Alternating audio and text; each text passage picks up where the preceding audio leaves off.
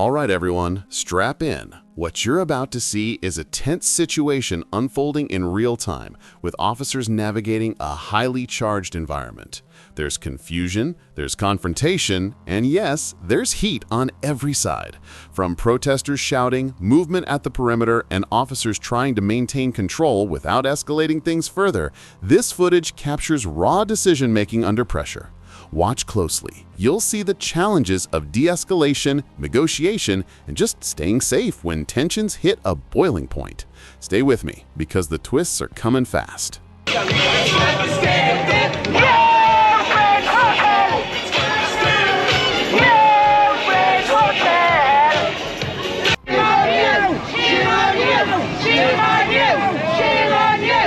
stick your Palestine up your ass. You can stick your Palestine up your ass. There isn't section 14 in place, but if I need to, then I will put one. No, about that. Okay? I'm not so stupid that I don't know why, why you're around. You're around because you're concerned about the problem.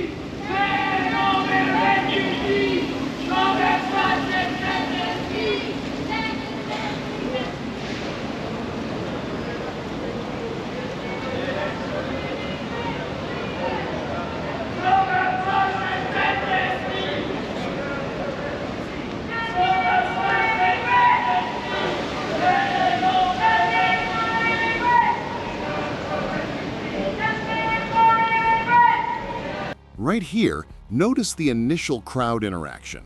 Officers are assessing the situation, trying to gauge the mood, and identifying potential risks. This is a critical moment. Even small actions can escalate quickly. They're balancing public safety, individual rights, and the unpredictable energy of the crowd. A lot of viewers might wonder, why aren't they doing more? Or why not push the crowd back? That's the nuance of policing protests. It's a delicate mix of presence, communication, and strategic restraint.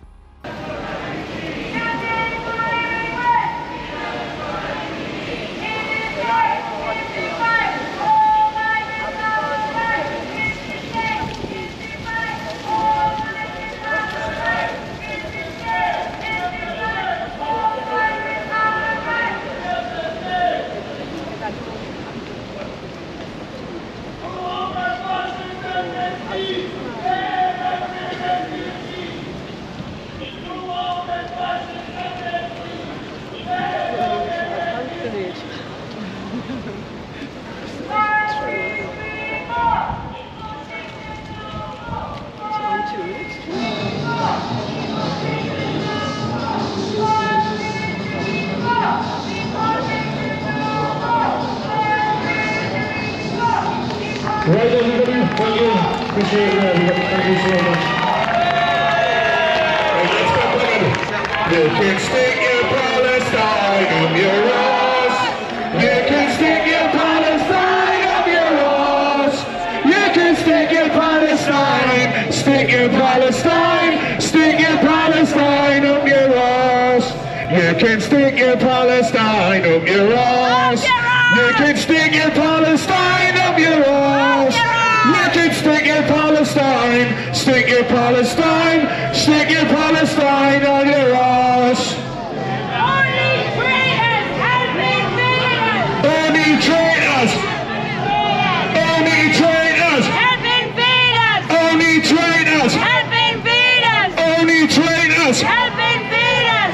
traitors have been beat. I shout, stop the boats, Susie, send them back. Stop the boats. Send them back. Stop the boats. Send them back. Stop the boats. Send them back. Stop Stop the boat! Stop the boat! Stop the boat! Stop the boat! You can never trust a lefty with your kids. You can never trust a lefty with your kids. You can never trust a lefty. Never trust a lefty. Never trust a lefty with your kids. One more.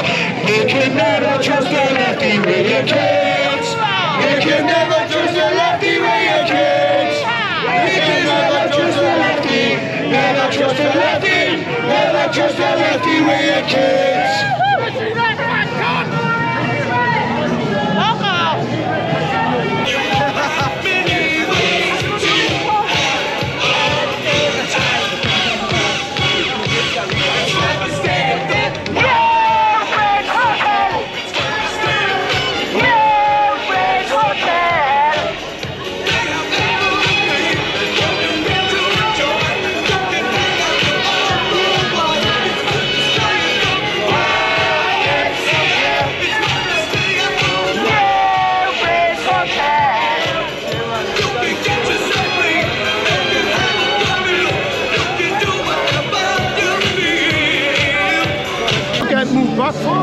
Here's where things start to heat up. The protesters are moving forward, voices getting louder, tensions rising. Watch how officers maintain distance, issue verbal commands, and attempt to negotiate movement without physical contact. This is textbook containment, de-escalation in real time. You can see how quickly a situation could spiral. If officers push too hard or the crowd resists, you risk confrontation. Pause for a second and ask yourself, would you hold your ground here or step back to prevent escalation? They're moving forward. They're encroaching on us. I'm not going anymore. They've moved at least 3 meters since it started. I've been standing here since it off me. Yeah. I'm not going anywhere. Move them back! Move them back! Move them back! Move them back! Move them back! Can't take anybody more. 1, take you 2, take you 3, take you 4. The country can't take anybody more. You loonies, united, you're gonna be defeated. You loonies, united, you're gonna be defeated. You loonies, united, you're gonna be defeated. Then done it, we need to do something. What I want to do is stop that tension. Mason will just put the mic on and explain the crap. Simple. So if we keep everyone this side, No one's going to kick off on this side, bro. Absolutely. You guys, listen, just for me, I'd much rather everyone just wraps up and goes home because everyone's had a good, had their say and sung the songs and chance living. That's great. No problems. Do we have to? Absolutely not. There's no conditions on you. If you want to stay here, We're not going. No one's going. go about 3. If you guys will stay here, No. Mason wants to leave and use go and stand in front of the hotel. That's what he's saying. Well, we've got every right to. We're not cause any trouble. And that's what my gaffer's trying to explain, and that isn't going to happen. nobody's going to go. If you want to stay here, that's fine. Nobody's going. Now, the officer is clearly trying to manage potential intimidation and maintain control without a Section 14 order in place. Section 14, for those unfamiliar, is a legal tool that can restrict gatherings to prevent disorder. Without it, they're relying on negotiation, calm authority, and communication. This is a masterclass in verbal policing, controlling a volatile situation by keeping people informed, offering options, and monitoring compliance, all while avoiding force. Notice the patience and careful positioning. It's as much strategy as it is authority. There's a section on that. No, but I'll just put one in. You just have now. I don't want to. So I'm honest on this. What I'm trying to do is just, I'm just like trying to negotiate a position. I don't want to go any further forward, so I'm worried about... Hey? I need to take this place. Swear on. So I'm worried about potential intimidation of residents in the hotel. You guys can stay here, Right. no problem. Okay, on the right now, I'll explain everyone. But I don't want anybody going further forward. Make sure that doesn't happen. There isn't section 14 in place, Right. but if I need to, then I will put one. No, no, about that. Okay? Right. What's your name, sir? Michael. I'm Matt. Nice to meet you. I'm more than happy to come and just chat with you about it and discuss it. It's no problem whatsoever. You guys are perfectly entitled to have a protest here.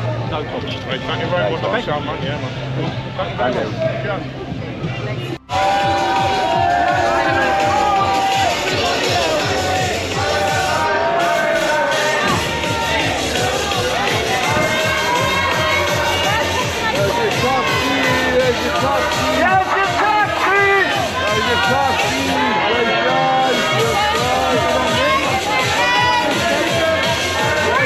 Police obstructed peaceful protest!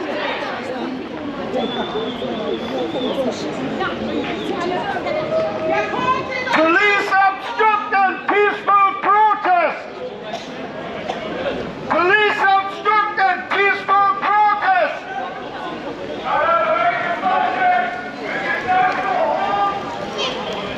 Well, okay. So what I see is a migration problem. A mass migration problem. Yeah, people leave it. I've said to quite a few people, if you had a situation here in which things are so bad that lads and lasses hitchhike the length of the country, right, sail across the channel. Here's a point to really think about. The footage shows claims that police obstructed a peaceful protest. What do you think? Were the officers justified in their actions, or did they overstep? It's a complex debate, maintaining order versus freedom of expression. Situations like this highlight how law enforcement has to constantly weigh safety against rights. Drop a comment below. How would you handle a tense protest scenario like this if you were in their boots? Bung lifts down to the Mediterranean coast, sailed across the Med, walked across the desert and looked for a job as fishermen on the African coast. Right? They wouldn't get one because the big European trawlers, right, have been fishing the seas clean. Right? So our problem, and it is a problem, right, is that we've got things going wrong at the far end. And if things were put right, then it's not just that, I know. It would be different. Yeah? Do you think I'm talking nonsense or what? No, it's not. So what's going wrong is going wrong in Africa and the Middle East and pushing people out. And if we don't solve the problem there, we could put a warship in the channel and shoot people, you know, till we ran out of bullets. Yeah? So the solution has to be do something different, you know? Solve the, you think solve the war in Sudan? I don't really know. Well, okay, so people are leaving Sudan because they're driven out by a civil war. It's not them who's coming here.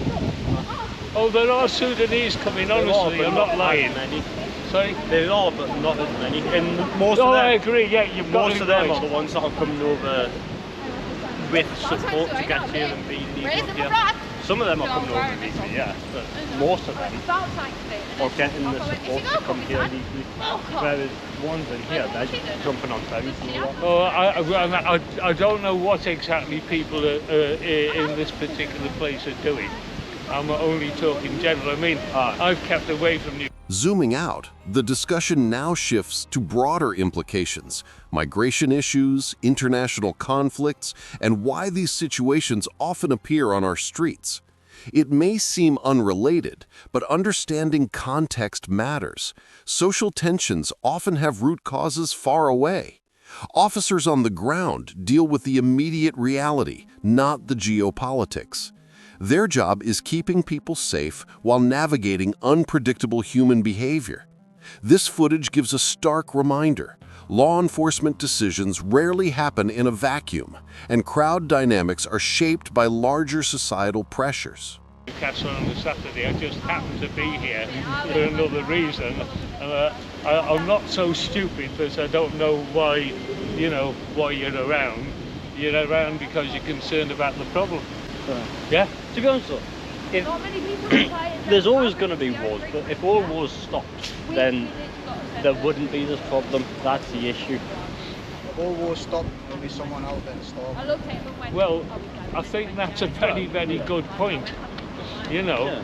But you got, Russia and Ukraine. Russia attacked Ukraine for what? Well, because he wants NATO back. But if he didn't do that, we wouldn't have to be helping the Ukrainians and housing them over here, which, understandable, we've done that as to why. But okay, can I take you back a bit? Do you know the biggest country in Europe used to be I've lost the word here. The Grand Duchy of Poland. The Grand Duchy of Poland. Yeah, and Lithuania. It was the biggest country in Europe. Right? Thing is, it's basically written out the history books. Okay? yeah, It's sort of disappeared. You might have done a bit of history from the time of Catherine the Great, okay? Who was a great one for expanding the Russian Empire, and also Frederick the Great, yeah, who was a great one for expanding Prussia. And then, hang on, I've forgotten the name of the name of the Austrian emperor of the time has just escaped me temporarily. But when you read the history books, or when I did history for A-level, my perfectly nice and sensible history teacher gave us the standard thing was Poland was broken up between the three. yeah. Yeah, okay. You remember that one vaguely? Yeah. All right, I'm not trying to... I know. Okay, but in fact, it wasn't Poland. We just sort of got to call it Poland now. It was actually the Grand Duchy of Poland and Lithuania. And you probably remember that they said that Poland was an elective monarchy, which it was, right? So it was the biggest country in Europe, but it's disappeared from the history books, and they carved it up. And what we've got today is a leftover from all that nonsense. Yeah. It goes back, to the very just before the start of Napoleonic War. Yeah? Sorry, mate? Even then was crazy times. They were definitely crazy times. You are dead right, mate. You try and escape from crazy times. Crazy times, you end up in a different crazy time. Have you lads read Putin's big essay on Russia and Ukraine? Not No, you should. It's good. It's good. It tells you what he's doing. He's reviving his sort of deluded opinion of what he's saying is the Ukrainians and the Russians are one people, right? And I'm going to reunite them. That's what he's saying. since the USSR split, it's not. But to me, I think Putin's trying to do it to get the USSR back up. Oh, I totally agree. Agree? Yeah. Agree. Agree. Yeah. He's I think what he wants is he wants the USSR back up so he can send it in against NATO. That's what I reckon. Because he's already got Russia, North Korea, China, what's the other country? There's another 2 countries. Well, don't worry about some minor detail. Yeah. Provided you're talking honestly, I'm fine with it. They're all together. If he can get the USSR and all them into the USSR, and then he keeps taking on like we're taking on with NATO, it's just... Now, hang on, I just want to ask you a question. Do you think he was trying to suck China into the USSR? No, because they're a superpower themselves. Sorry? They're a superpower themselves, But so if it makes sense to do that. If he can get them... Better to be allies than to That's it though, if he can get them as allies, solid allies, because China has the problem of, do they go with them and lose out on us buying things from them, I will trade, or do they go with us and get bombed by Russia? Well, That's their problem. one thing I did last year, right, was read a few books on the history of China. Right. Yeah. I mean, no, you don't. It's not like a mystery.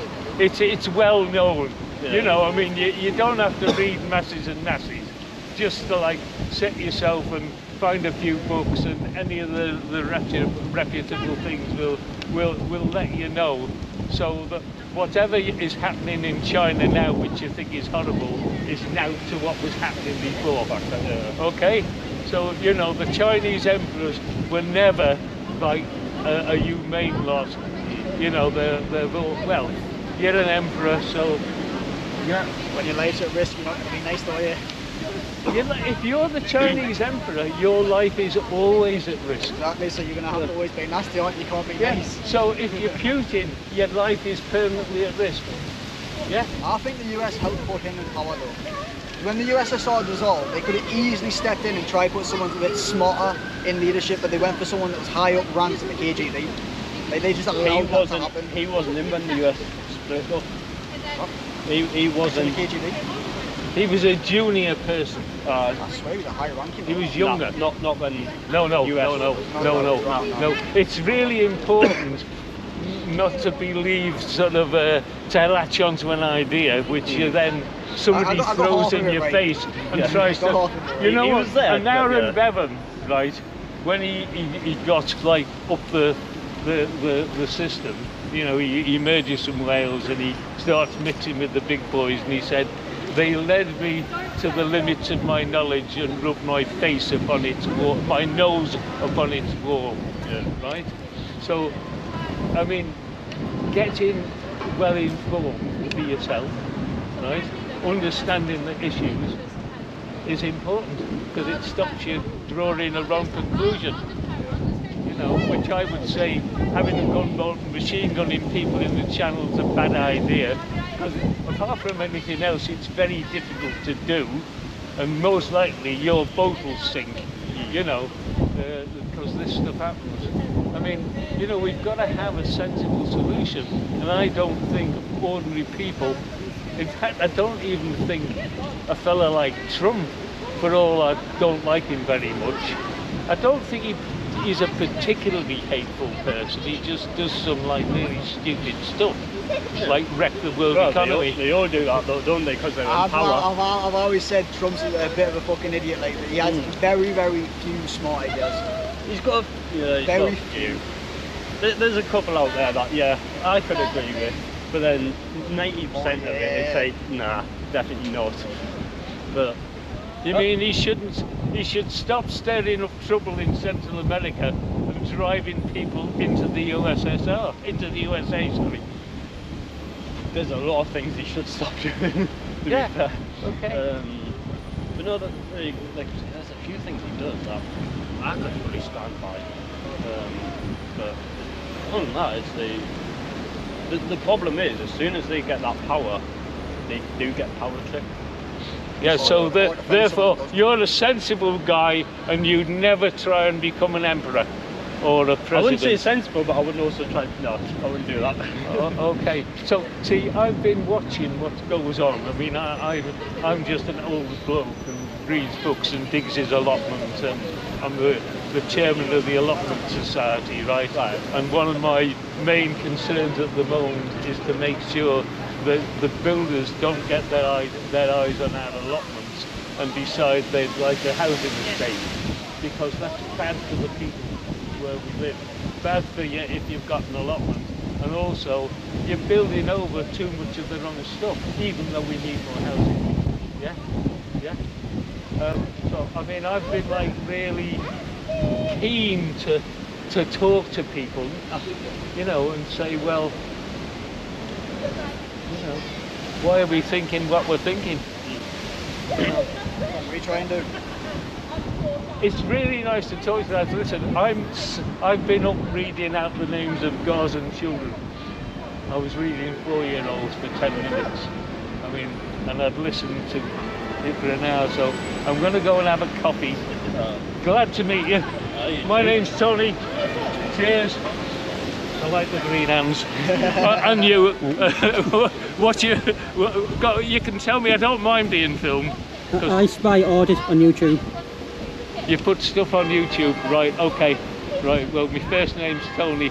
I try not to, you know, I try and be a rational fella, right? Talk to people sensibly, because if you shout at them and you rage at them, all they'll do is not like you. Right? Sorry, no? It gets nothing done. And you know, all the current emperor of China is still exploiting the people. Okay, right. See you, kids.